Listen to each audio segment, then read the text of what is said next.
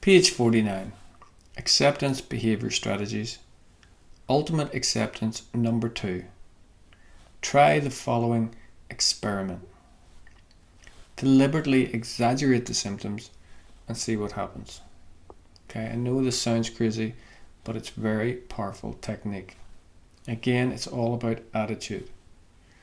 Now that you have learnt that these are benign, harmless symptoms of fight or flight, then you change your attitude towards them.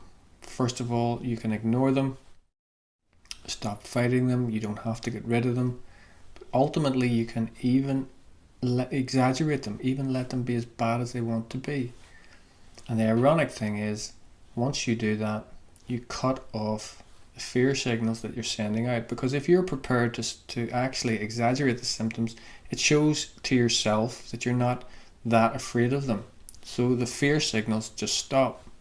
And then the body doesn't need to respond with more symptoms. So it's a paradoxical thing again.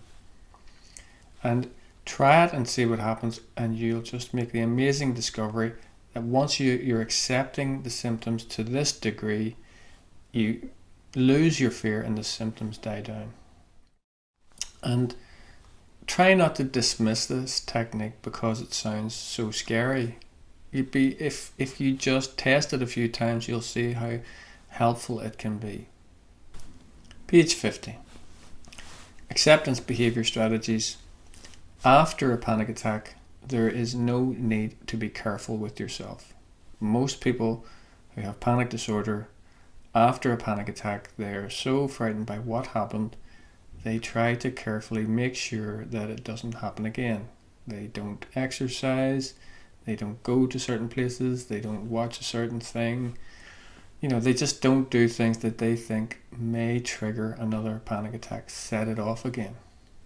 But can you see that this is continuously increasing your anticipatory anxiety? I'm not going to do that because that might set it up.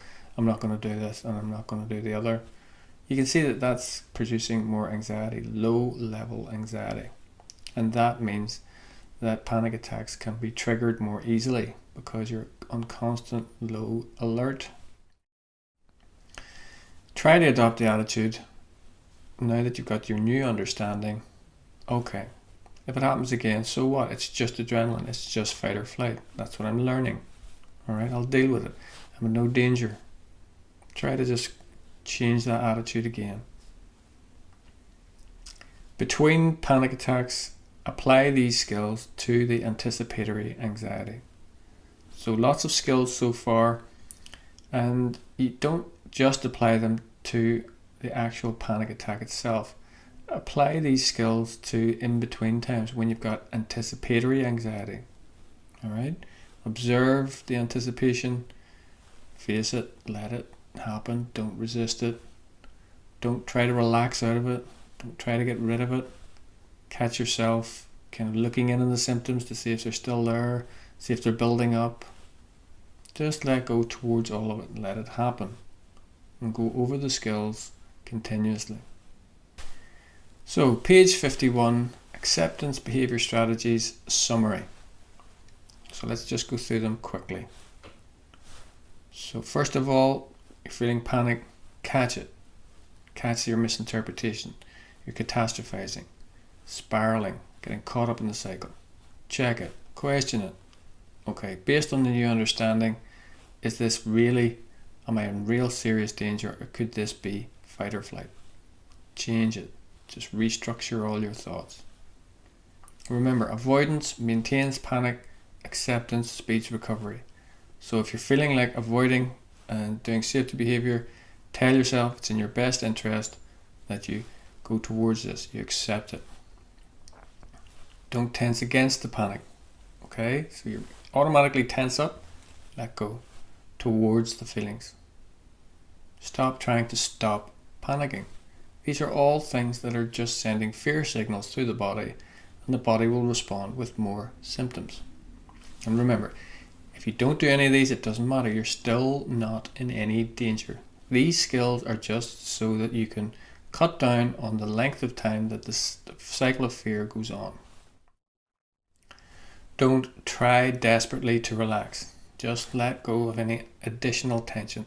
Remember, let go as if you're letting go of a sponge. Just let it go back to its natural state. You don't need to do deep breathing. Okay, just relax your stomach and your breath will just happen naturally. Stop stirring the pond, okay? Stop stirring it up. Stop stirring with thoughts and behavior. Do nothing. Stop. Wait. Stop zooming in on the symptoms. Stop focusing, concentrating on the symptoms. Alright? Focus outwards. Come back out. Feel your feet on the floor. Right? Relax your stomach. Listen to sounds. Look around.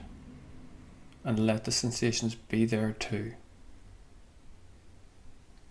Remember, panic can come in waves. So it can go up to a peak. That doesn't mean it's going to last forever. It'll come down again. And when it comes down again, if it goes up to a peak again, it doesn't mean that it's all over for you, that it's never going to go away. That will come down again as well. So ride those waves. Float through them. They will pass. The waves will come down. Stop looking so serious. Serious is something seriously wrong with me. Smile. Half smile. Alright. I've been learning that this is fight or flight. Okay. If you need to, if it gets too much, go and distract yourself. It's not a crime to do this, okay? But change it. Go halfway. Face the feelings at the same time. Ultimate acceptance, number 1. Ignore the panic. Get on with your day. Why not? If it's just fight or flight, why would you have to sit with it so sternly? You don't have to ignore it. Get on with what you wanted to get on with. Let the panic happen in the background. Even more ultimate acceptance, deliberately exaggerate the symptoms. So instead of trying to stop the symptoms, adding more fear, say, okay, if this is just fight or flight, I'll even try to make it worse, see what happens. Strangely, that cuts off the fear signals you send to the body. So the symptoms reduce. Paradox. And then after a panic attack, there's no need to be careful with yourself. You probably will be. Just observe that you do it. You'll get used to noticing all these things that you do that maintain panic. And just get on with your normal routine.